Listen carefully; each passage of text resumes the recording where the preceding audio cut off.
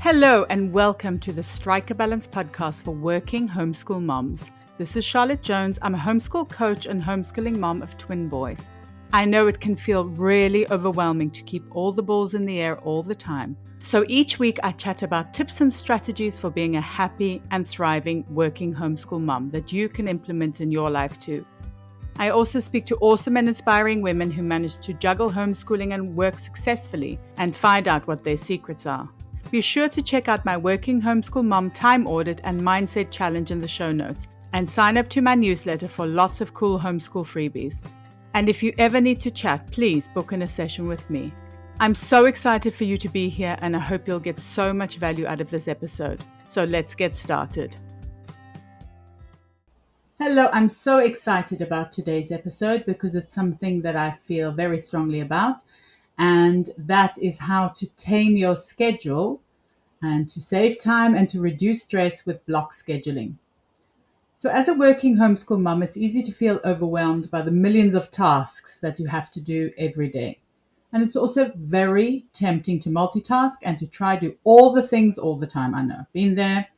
If you've been doing this for a while, though, you probably would have noticed that this is not suitable or effective. Yep, guilty as charged. I've definitely been there. But I'm here to tell you that there's a better way to manage your time so that you can be a happy and thriving working homeschool mom. So let's talk about block scheduling. So what exactly is block scheduling? So I've spoken to many working homeschool moms on the podcast who make balancing working and homeschool look manageable. I'm not going to say easy because it can still be challenging sometimes and in certain seasons. But what comes up time and time again, especially with the really experienced homeschoolers, is block scheduling. So if you're not familiar with this, and I hope this episode will give you some insight into what it is and how it can save you time and stress. So as its name suggests, block scheduling is allocating blocks of time to certain activities throughout your day. This means that you have a set daily time within which to perform certain tasks like work, for example, homeschooling or cleaning. And it's simple as that. So why is it so effective then? So it sounds so simple, and it also probably sounds quite familiar because if you went to public school, you would probably have had a block scheduled timetable. So you would have done English from 8 to 9 and then geography from 9 to 10, for example.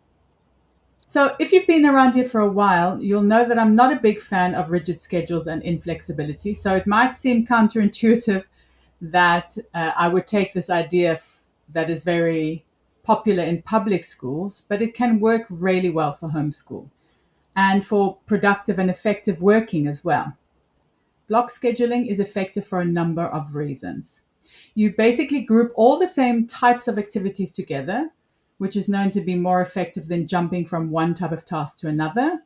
And I know multitasking had its kind of heyday, but it's definitely got a bad rap now. And for good reason, because multitasking has been shown through studies to be really bad for us. It is much more effective to rather concentrate on one thing at a time, and it's better for our brains too. Even though you're giving your day structure, you are not being rigid and inflexible with block scheduling. You can do whatever you need to within that block of time. That's what's so great about it. You can prioritize one thing over another, depending on deadlines or things that need to be completed. So I like to prioritize maybe 5 or so things a day so that it doesn't become too overwhelming. And then I can add those into their allocated block of time. In terms of homeschooling, if you've blocked off a time for your kids, then you can be really present for them. And this makes the time together so much more valuable, much better than if you were sitting on your phone checking emails. So it's also a good way to teach your kids to respect your work time because they know they've had their time. And then your work time is your work time and that you shouldn't be bothered during that time. The same can be said for work. So if you have 2 hours to do the work you need to, then you know that you will have this time uninterrupted.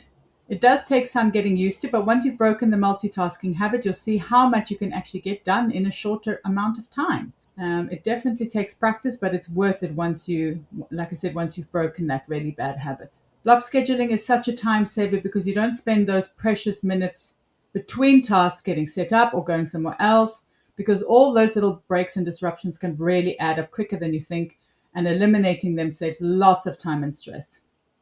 You also save stress because it's easy to schedule things or to let people know when you're available during the day. You could even block off some time for appointments or socialization. And the same goes for working out. If you've blocked off that time, then you're more likely to work out. And we all know that working out is a fantastic stress buster. So how do you get started with block scheduling? I would suggest first doing a simple time audit before you start. I've got one that you can do. There's a link in the show notes. So in this way, you can see exactly what you spend your time on and how much time you spend on things that don't serve you, which is really important. You can then write a list of things that you want or have to do during the day. Once you've got that list, then it's a good idea to group similar tasks together. This really helps so much with those transition periods that can really kind of befuddle your brain and also waste time. You can also spend some time seeing when you are the most awake or the most effective so that you can schedule the more brain-heavy activities here. And the same goes for your kids as well, to figure out when they are most receptive to learning and to schedule homeschooling or to block homeschooling into that particular time of the day. Obviously, you would need to use a planner or an online calendar to create your schedule. And then once you see it in front of you, it's also easier to tweak it and to make changes and to see if it's realistic and if it's sustainable. So in terms of making the most of block scheduling, it might take some time to get used to this type of working.